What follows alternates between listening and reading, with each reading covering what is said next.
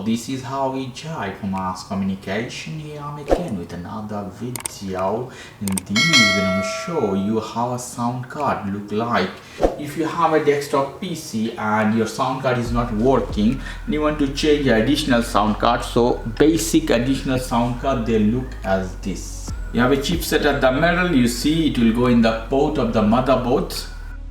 You can see here you have many channels, many ports here.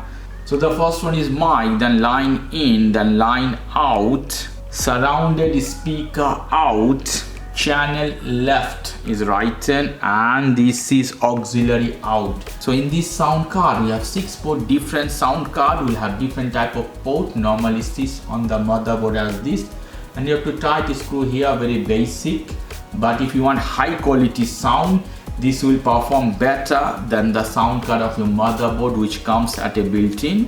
One of the port from your cabinet, you have to connect here with this 4 pin as well. Okay guys, if you like this video, please do subscribe to my channel. If you like this segment, please give me a thumbs up. Take care till then, bye bye.